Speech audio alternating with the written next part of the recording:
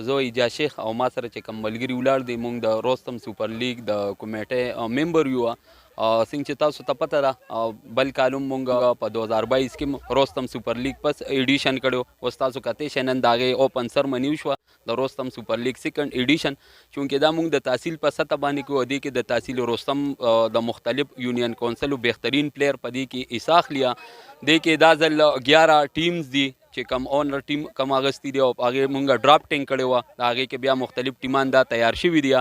د هر ټیم 10 میچ مونږ راوستی دي او مقصد هم دا دی چې مونږ د تحصیل روستم کې داسې هلې ځلې وکړو چې زمونږ د تحصیل روستم نوم په مخ کې لړ شي هم د سپورټس په وجه باندې ځکه چې ته پته د سپورټس نوم دی د امن د مینې نوم دی نو مونږ د دې په میدانونو په ذریعه باندې زمونږ دا میشن دی زمونږ چې کم دا نوجوانان دي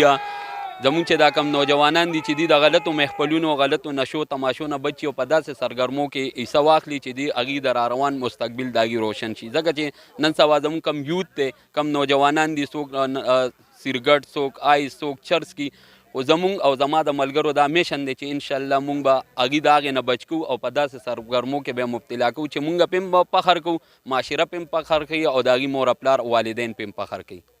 ګډ ویل ویلفیر فاونډیشن چیرمین یم ما سره زما خپل ټیم ډاکټر اظهر صاحب دی منیجر احمد حسین صاحب دی عثمان بھائی دی رسره زمونږ کار دا دی مونږ چې دی داسې قسم اپورچونیټیز مونږ یوت ته پرووایډ کوو چې هغه یو مثبت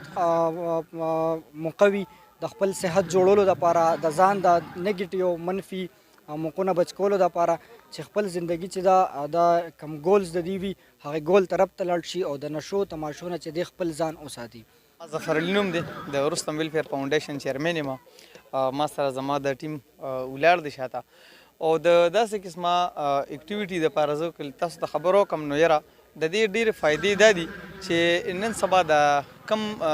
نوجوان نسل چې دی نو دی پې د نشو نه بچ کېږي او د نورو داسو غلطو سوچونو نه د غلطو کارونو نه پې بچ کېږي نو زه وایم چې یاره زه په دې کې ایجاز شیخ چیرمین ته هم زه ډېر داد ورکوم چې داسې قسمه اکټیویټي دی په هر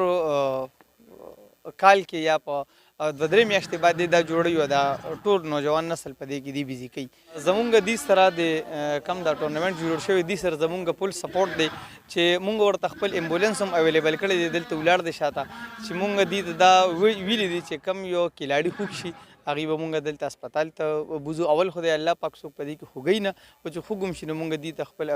ایمبولینس اویلیبل کړی دی دغه ځای کې شاته زمونږ آفس دی هغې کې ولاړ دی مونږ داسې قسمه